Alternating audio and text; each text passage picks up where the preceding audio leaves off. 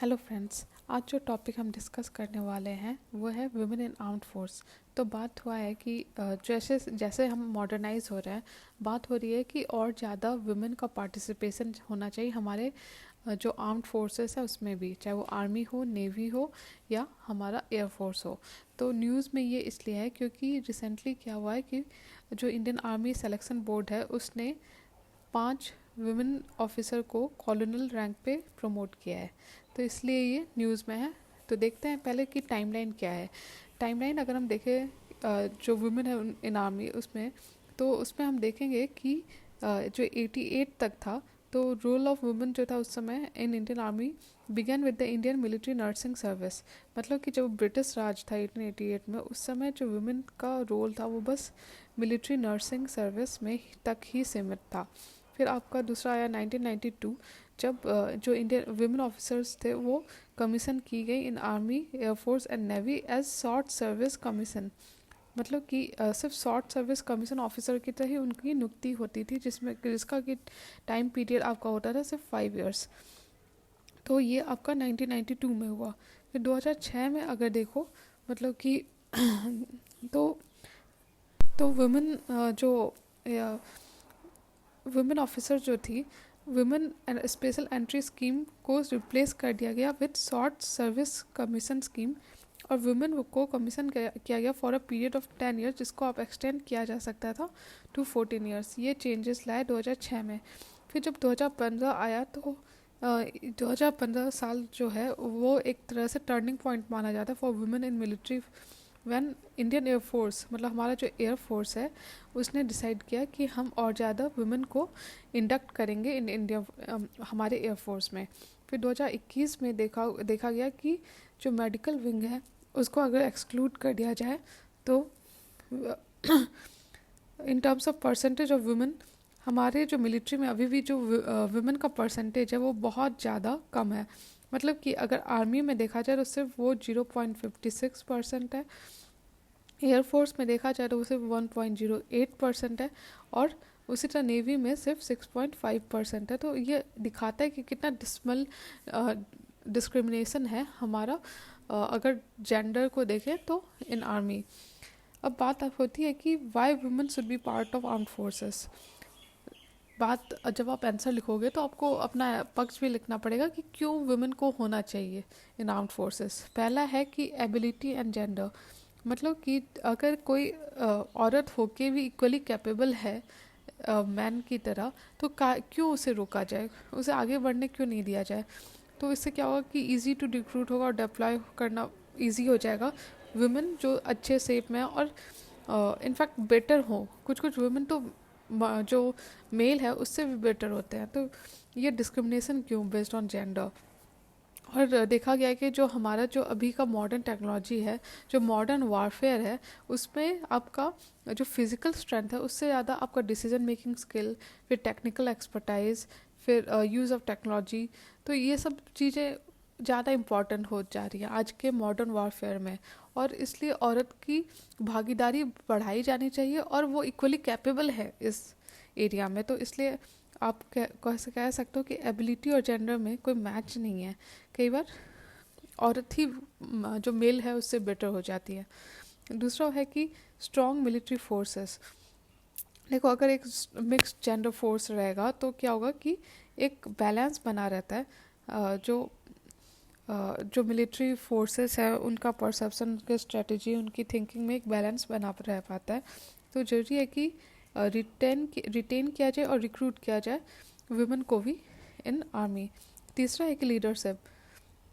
जब वुमेन को लीडर की तरह एक्सेप्ट किया जाएगा बाय द मेल मेंबर्स, तो एक तरह से तो ये वुमेन, बाकी जो वुमेन है उनको इंकरेज करेगा, और दूसरा कि पावर और इन्फॉर्मेशन भी शेयर होगा।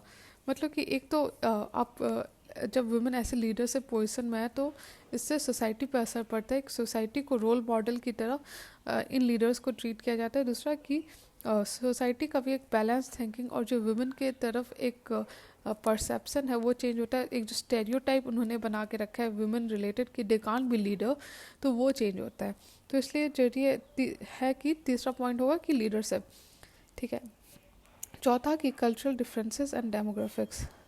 मतलब कि कई जगह कई सर्कमस्टेंसेस में ये माना जाता है कि वुमेन जो है वो ज़्यादा बेटर है देन मैन, और allowing women to serve doubles the talent pool for dedicated and sensitive job. मतलब कि बहुत सारे ऐसे जॉब है जिसमें टैलेंट चाहिए, कुछ ऐसे स्किल चाहिए, तो जब हम वुमेन को भी एज अ वर्क फोर्स लेंगे तो हमारा जो रिक्रूटमेंट का जो पूरा पुल होगा जो वो हमारा बढ़ जाएगा, तो हम बेटर टैलेंटेड लोगों को एम्प्लॉय कर पाएंगे। तो इसलिए भी जरूरी है। पांचवा है कि breaking the glass ceiling. Glass ceiling मतलब कि एक जो आर्टिफिशियल बैरियर क्रिएट किया गया है कि जो मैन है उसको बेटर पे मिलता है, वुमेन है उसको कम पे कर मिलता है। बट अगर आप हायर पोस्ट पे भी देखो तो मेल को ज़्यादा आपको सैलरी मिलता है, ज़्यादा पैकेज मिलता है compare to the female counterpart. तो ये एक तरह से आर्टिफिशियल जो बैरियर है इसी को ग्लास सीलिंग कहते हैं।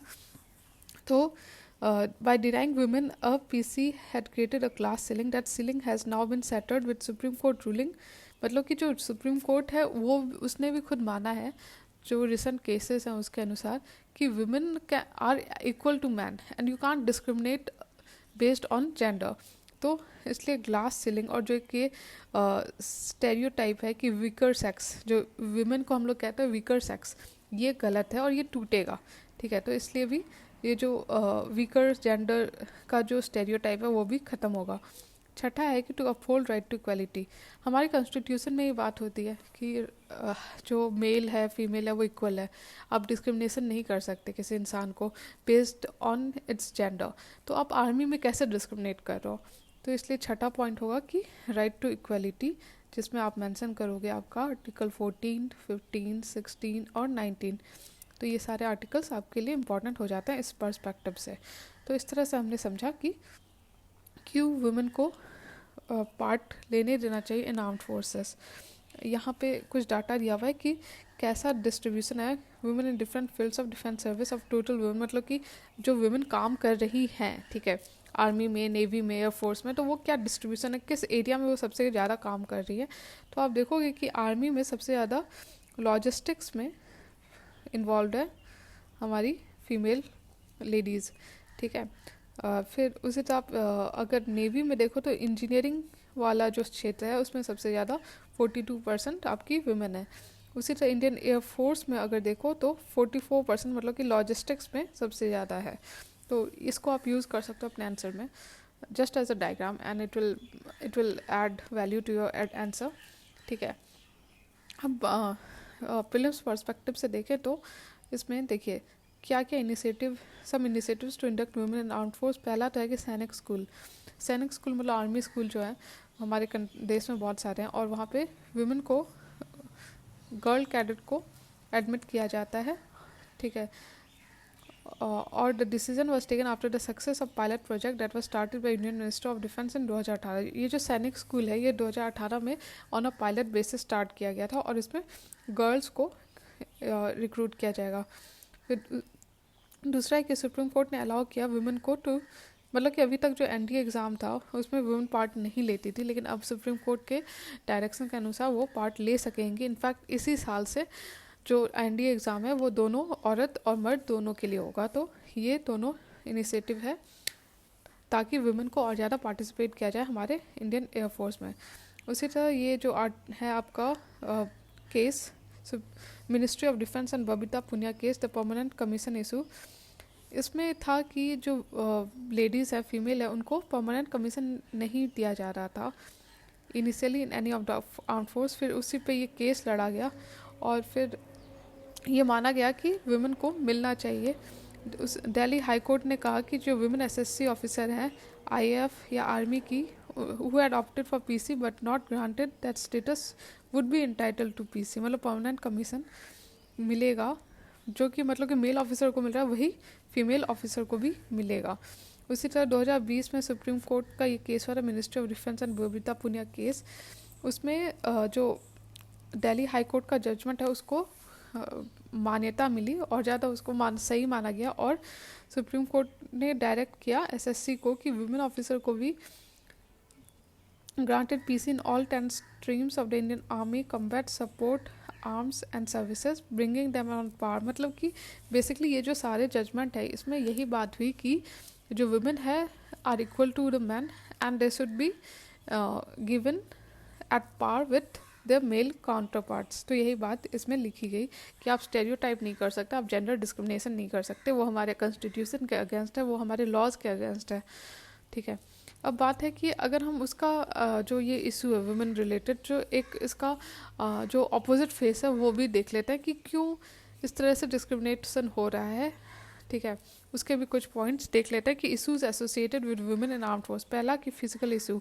देखिए, जो भी फिजिकल स्टैंडर्ड रखे गए हैं वो इट्स बेस्ड ऑन मेल। ठीक है, जो मेल का जो फिजिकल फीचर्स है उसके बेसिस पे सारे मेजरमेंट्स रखे गए हैं कि ये हाइट होना चाहिए, ये इस तरह से स्टैंडर्ड होना चाहिए फिजिकल।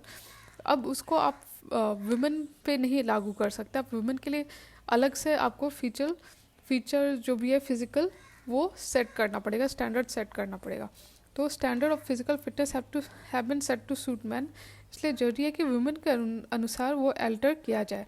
दूसरा फिजिबिलिटी, मतलब कि जिन वुमेन को इंटीग्रेट किया जाएगा वो बहुत while integration of women into combat is possible for those qualified which is a small number versus the additional logistic regulatory and disciplinary cost। मतलब कि जो औरत अभी इन्वॉल्व होगी, जो पार्टिसिपेट करेंगी वो बहुत कम है कंपेयर टू जितना चेंजेस लाना पड़ेगा in terms of logistics, regulation, disciplinary cost.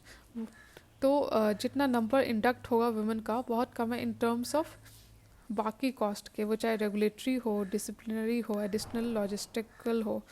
ठीक है, दूसरा पॉइंट है कि एडमिनिस्ट्रेटिव इश्यूज़। मतलब कि कई बार अभी तक का जो हम लोग का सोसाइटी का परसेप्शन रहा है और थिंकिंग रहा है उसके अनुसार जो मेल मैन है वो सर्व नहीं करना चाहती अंडर वुमेन लीडरशिप।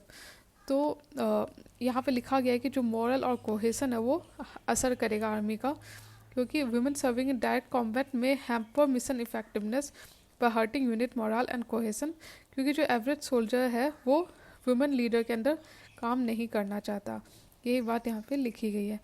तीसरा कि सोशोलॉजिकल इश्यूज़, मतलब कि पहला तो लो एक्सेप्टेंस, जो सोसाइटी है जिस तरह से कि वो जो वुमेन को एक हेरिटेज की तरह मांगती है, एक मतलब कि अगर किसी औरत को हमारे ऑपोजिट नेशन ने, हमारे मान लीजिए पाकिस्तान ने कैप्चर कर लिया तो ऐसा लगेगा से अगर उसके साथ कुछ गड़बड़ हो रहा है तो पूरे देश के साथ गड़बड़ हो रहा है, अगर उसके साथ टॉर्चर हो रहा है तो पूरे देश के साथ टॉर्चर हो रहा है। ये जो थिंकिंग है कि ज़्यादा ही आप कनेक्ट कर देते हो अपने प्रेस्टीज से। ठीक है, तो वो वाला इशू आ जाता है, जो सोसाइटी का पैट्रियार्कल माइंडसेट है। तो चाहे वो मेल हो या फीमेल प्रिजनर्स हैं, उन दोनों के साथ रिस्क होता है टॉर्चर का, डिसेबिलिटी का, डेथ का, रेप का। लेकिन वुमेन प्रिजनर ऑफ वार का अब्यूज़ अगर होता है तो उसका एक ज़्यादा लो एक्सेप्टेंस है हमारे सोसाइटी में, जो क्योंकि वो प्रेस्टीज से लोग रिलेट करते हैं। ठीक है, दूसरा कि फैमिली इम्बैलेंस, मतलब कि कई बार क्या होता है कि जो वुमेन है ऑफ कोर्स उनकी फैमिली होगी, उनके हस्बैंड हो गए, तो उनके लिए बहुत डिफ़िकल्ट होता है। एक तो आप अपने बच्चे से अलग रहो, ऊपर से फ्रिक्वेंट ट्रांसफ़र होता है, एक जगह से दूसरे जगह आप मूव करते रहो, तो उसके कारण क्या होता है कि एडजस्ट करना मुश्किल हो जाता है। तो फैमिली इम्बैलेंस देखा गया। तो इस तरह से एक नेगेटिव इमेज जो है, मतलब कि नेगेटिव साइड इस टॉपिक का, वो इस तरह से आप लिख सकते हो, issues associated with women in armed force. अब बात है कि क्या किया जाए ताकि ये चैलेंज हम लोगों का ख़त्म हो। तो पहला तो है कि इक्वल अपॉर्चुनिटी, मतलब कि जो women the armed force role must be made broad based, मतलब कि दोनों को इक्वल अपॉर्चुनिटी देना चाहिए, वो चाहे आपका रैंक हो, प्रमोशन हो या पेंशन हो, हर तरह से इक्वल है और इक्वली उनको बेनिफिट मिलना चाहिए। दूसरा कि माइंडसेट, जो एक ग्लास सीलिंग या एक स्टेरियोटाइप या फिर एक जो सोसाइटी का परसेप्शन है या आर्मी का परसेप्शन है या जो जनरल मेल जो आर्म सर्व कर रहे हैं उनका जो परसेप्शन है उसको चेंज करने की ज़रूरत है। तो सुप्रीम कोर्ट ने भी इसको हाईलाइट किया गया था कि एडमिनिस्ट्रेशन का चेंज इन माइंडसेट की ज़रूरत है। ठीक है, तीसरा पॉइंट है कि इंफ्रास्ट्रक्चर मतलब कि जो औरत आते आ रही हैं, जो वुमेन इंडक्ट हो रही है, उनके अनुसार भी इंफ्रास्ट्रक्चर रहना चाहिए।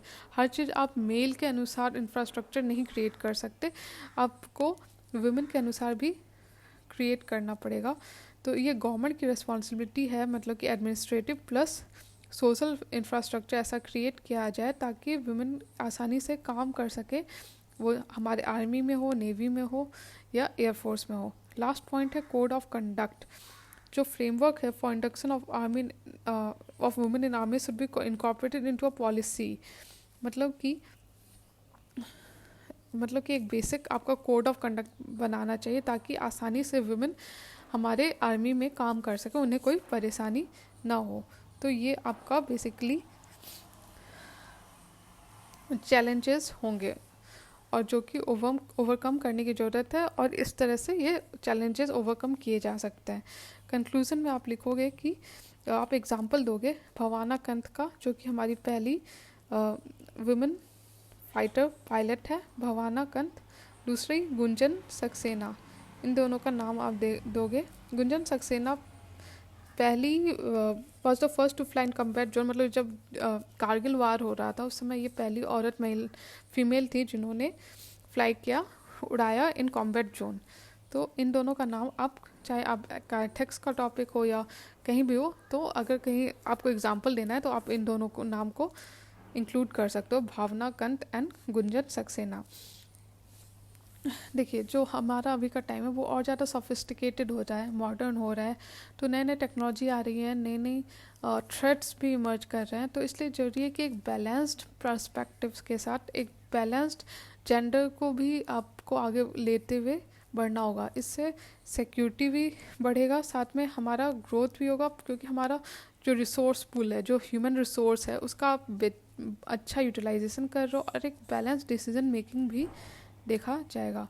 तो इस तरह से हमने समझा कि वुमेन को जब हम इंडक्ट करते हैं तो उसका क्या क्या हर एंगल से हमने देख लिया। एक बार रिवाइज कर लेते हैं। पहले तो हमने समझा कि वुमेन को क्यों बात हो रही है, ये टॉपिक क्यों आ रहा है। उसके बाद हमने समझा brief background of women in arm force, उसमें आपका 1888 इम्पॉर्टेंट है, 1992, 2006, उसके बाद 2015, फिर 2021, ऐसे करके आप ये टाइमलाइन बना लेना, ठीक है। उसके बाद हमने पढ़ा कि क्यों पार्ट होनी चाहिए। तो आप पहला पॉइंट है एबिलिटी एंड जेंडर, ठीक है, एबिलिटी एंड जेंडर। दूसरा पॉइंट है आपका स्ट्रॉन्ग मिलिट्री फोर्स, ठीक है। तीसरा लीडरशिप। चौथा कल्चरल डिफरेंसेस एंड डेमोग्राफिक्स। पांचवा ब्रेकिंग द ग्लास सीलिंग। छठा to uphold right to equality. उसके बाद हमने प्रीलिम्स पर्सपेक्टिव से समझा कि क्या क्या इनिशिएटिव लिए गए हैं। पहला है आपका सैनिक स्कूल्स, ठीक है। दूसरा है आपका सैनिक स्कूल चिंगचिप इन मिजोरम, ठीक है। मतलब कि हाँ, एनडीए में जो इंडक्ट किया गया वुमेन को। सैनिक स्कूल में आप एग्जांपल दे सकते हो कि मॉडल स्कूल बनाया था सैनिक स्कूल चिंगचिप इन मिजोरम। उसके बाद ministry of defence and Babita Punia का केस हमने समझा। उसके बाद जो इशूज़ हैं जो कि वुमेन रिलेटेड है, जैसे कि फिजिकल इशू, दूसरा एडमिनिस्ट्रेटिव इशू, तीसरा सोशियोलॉजिकल इशूज़, ये तीनों इशूज़ को ओवरकम करके एक औरत को काम करना पड़ता है। फिर लास्टली क्या क्या चैलेंजेस हम लोग ये जो चैलेंजेस है उसको कैसे ओवरकम करें वो भी समझा। पहला आपका इक्वल अपॉर्चुनिटी, दूसरा चेंज इन माइंडसेट, तीसरा इंफ्रास्ट्रक्चर, चौथा कोड ऑफ कंडक्ट, और लास्टली कंक्लूजन जिसमें हमने भावना कंठ और गुंजन सक्सेना के बारे में समझा। तो दैट्स इट फॉर नाउ। अगर आपको वीडियो अच्छा लग रहा है तो प्लीज़ लाइक कीजिए, सब्सक्राइब कीजिए, और अगर ज़रूरत हो तो कमेंट कीजिए। Thank you.